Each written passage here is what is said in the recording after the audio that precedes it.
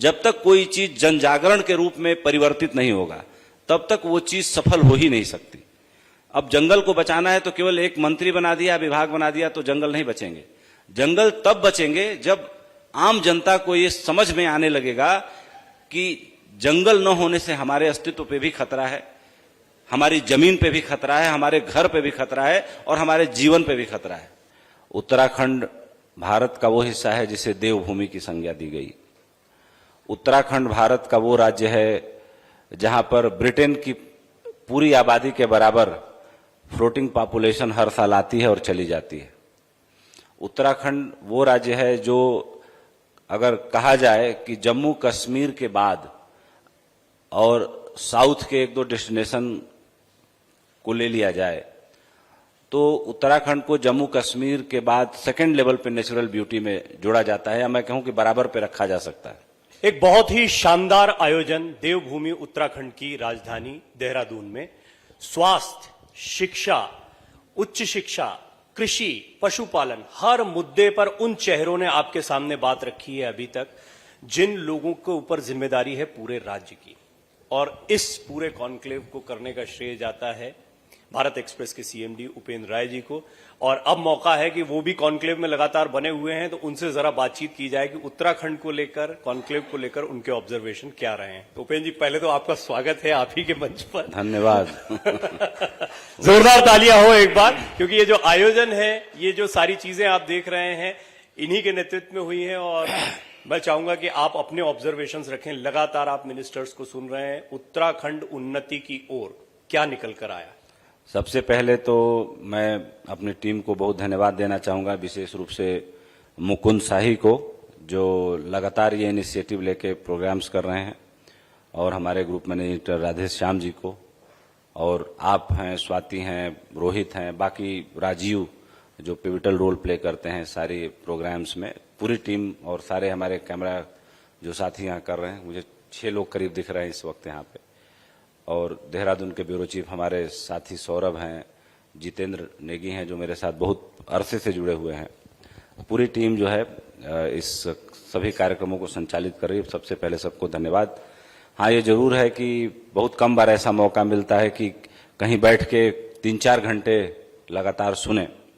और एक चीज जरूर मुझे महसूस हुई कि जो प्रधानमंत्री कहते हैं डबल इंजन की सरकार, तो उसका असर सब जगह देखने को मिल रहा है और परफॉर्मेंस सबके लिए एक चुनौती है। उत्तराखंड के जितने मुख्य जो मिनिस्टर्स यहाँ पे आए, करीब मुझे लगता है मैंने 5 मिनिस्टर्स को बैठे बैठे सुना। सबने अपने डिपार्टमेंट्स की बातों को बहुत संजीदगी के साथ, बहुत संजीदे अंदाज में रखा।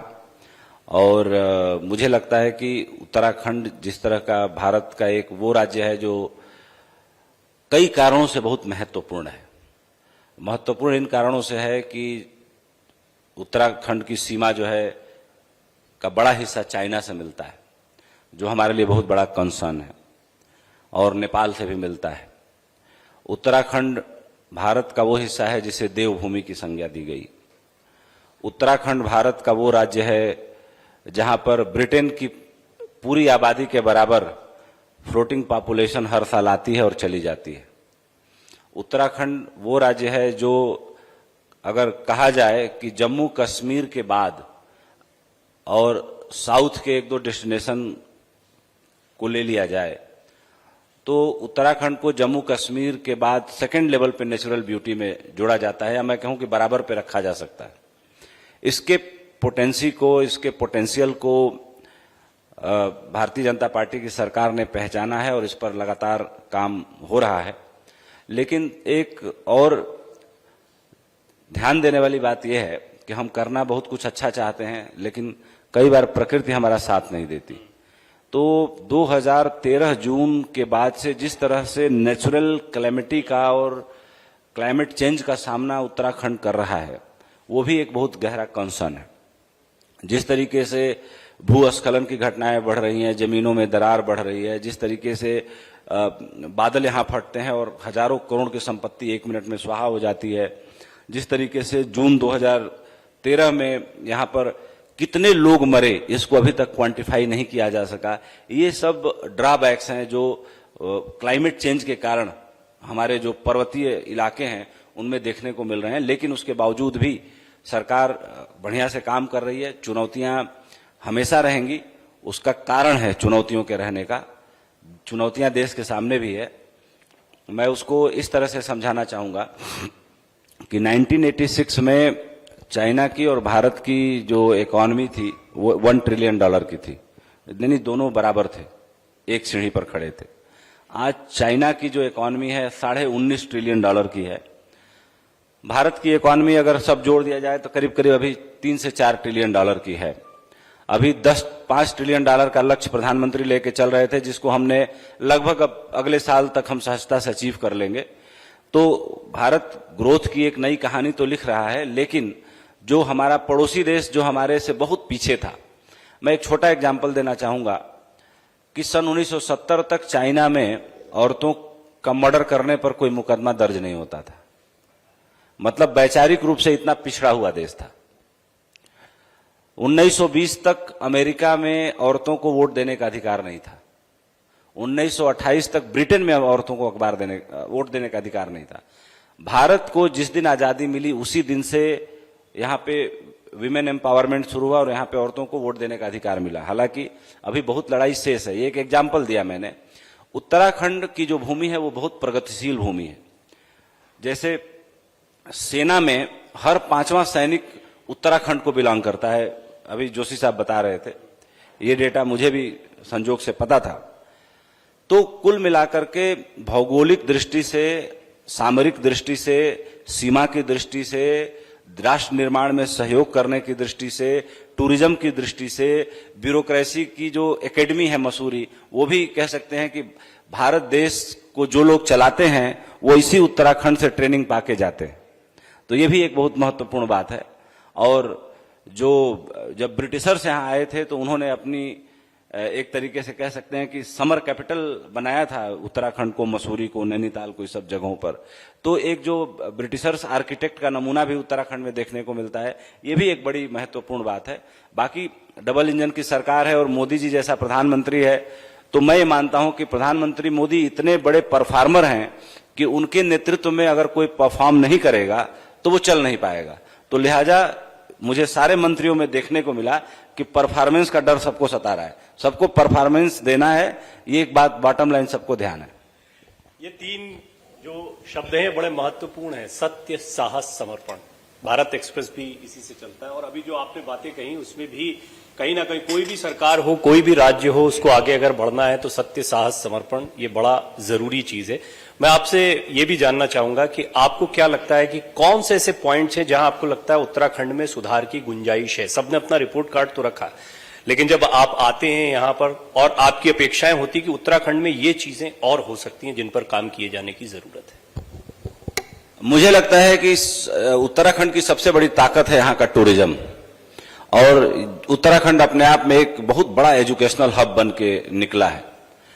मुझे लगता है कि इन 2 सेक्टरों में अगर सरकार मजबूती से काम करे, और तीसरा जो औद्योगिक विकास के लिए, स्किलिंग के लिए जो सेंटर यहां बनाए जाएं, जैसे कुछ सोच करके मसूरी एकेडमी को बनाया गया होगा, लाल बहादुर शास्त्री एकेडमी को, तो ठीक उसी तरीके से जो स्किल डेवलपमेंट भी जो देख रहे हो, मिनिस्टर यहाँ पे आए थे, उन्होंने जो बात अपनी रखी, शायद सौरभ बगुणा जी, तो यंग हैं और समझदार हैं, उनका विजन बड़ा क्लियर और अच्छा लगा मुझे। तो सबसे पहला यह है कि टूरिज्म जो उत्तराखंड के खजाने को भर देगा, अगर उस दिशा में गंभीरता से काम किया जाए और उसके इम्पोर्टेंस को समझा जाए और ग्लोबली उसको मार्केट किया जाए। और दूसरा मुझे लगता है कि जो ऑलरेडी पहले से ही बहुत सारे प्राइवेट संस्थान यहाँ पे काम कर रहे हैं, उनको और बेहतर फैसिलिटी और सुविधाएं मुहैया कराया जाए। हॉस्पिटैलिटी इंडस्ट्री को और मजबूत किया जाए, जो टूरिज्म का ही एक महत्वपूर्ण हिस्सा है, पार्ट है। और एक और जिसपे काम ऑलरेडी प्रधानमंत्री मोदी बहुत अच्छे तरीके से कर रहे हैं, और ये बीजेपी शासित राज्य भी है, इंफ्रास्ट्रक्चरल डेवलपमेंट का। जैसे मैं इस बात के लिए तारीफ करना चाहूंगा कि मैं उत्तर प्रदेश के गाजीपुर जिले से आता हूं। जब मैं लखनऊ 95 में, मुझे याद है 8 जुलाई 95 को मैंने अपना गांव छोड़ा था और गाजीपुर डिपो की बस में बैठ के करीब करीब 12-13 घंटा यात्रा करने के बाद गाजीपुर से मैं लखनऊ पहुंचा था। लेकिन साल 2021 में जब पूर्वांचल एक्सप्रेसवे चालू हुआ है 2021 में, तो अब लखनऊ से 2 घंटे 58 मिनट में अपने दरवाजे पहुंच जाता हूं। तो इससे अगर इंफ्रास्ट्रक्चर डेवलप होता है तो देश को कितनी तरक्की मिलती है। वही गाड़ी जिसमें मैं बैठ के अपने गांव गया 12 घंटे चलती, तो सोचिए कितना पेट्रोल खर्च होता, कितना कार्बन उत्सर्जन होता, कितना प्रकृति का नुकसान होता, अर्थ का नुकसान होता। लेकिन 12 घंटे की दूरी को अगर हम 2 घंटे 58 मिनट या 3 घंटे ही मान लीजिए, तो हम 9 घंटे बचा रहे हैं। इससे हमारा समय भी बचता है, पैसा भी बचता है, प्रकृति का नुकसान भी कम होता है। तो ऐसी स्थिति में पर्वतीय इलाकों में जो इंफ्रास्ट्रक्चरल डेवलपमेंट की जरूरत है वो बहुत ज्यादा जरूरी है। और चौथी बात, जो एक तरीके से प्राकृतिक संसाधनों से ये भरा हुआ प्रदेश है, तो इसके माने विकास, जो सस्टेनेबल डेवलपमेंट की बात की जाती है, जो सस्टेनेबल डेवलपमेंट मॉडल की बात की जाती है, तो मुझे लगता है कि यहाँ के जंगलों को, यहाँ के पहाड़ों को भी जो है संरक्षित रखना है, प्रोटेक्ट करके रखना है। तो हमें सस्टेनेबल डेवलपमेंट की तरफ बढ़ना पड़ेगा कि प्रकृति का नुकसान भी ना हो और जो विकास की कहानी लिखे जाने के लिए जो जरूरी हो वो भी किया जा सके। तो इसके लिए संतुलन की बड़ी जरूरत होती है और चूंकि इसके लिए एक्सपर्ट्स की बड़ी जरूरत होती है। तो भारत देश में एक्सपर्ट बहुत ज्यादा है। मैं एक एग्जांपल देना चाहूंगा। हमारे भारतीय विदेश सेवा के आजकल जर्मनी में एम्बेसडर हैं पी हरीश साहब, मैं उनको बहुत अरसे से जानता हूं। एक बार हमारी उनकी मुलाकात वियतनाम के प्राइम मिनिस्टर आए हुए थे, तो बनारस एयरपोर्ट पे हुई, बनारस विजिट पे थे, मैं अपने गांव से लौट रहा था, तो ऐसे लाउंज में बैठे हमारी बात होने लगी। मुझे जान के आश्चर्य हुआ कि वियतनाम एग्रीकल्चरल प्रोड्यूस में इजराइल के बाद दुनिया का नंबर 2 देश बन गया है और वहां के जितने कृषि वैज्ञानिक हैं वियतनाम के 100/100 भारतीय हैं। यहां के सारे एग्रीकल्चरल इंस्टीट्यूटों के रिटायर्ड प्रोफेसर को बड़ी सैलरी पे वियतनाम की सरकार वहां हायर करती है, उनको वहां ले जाती है।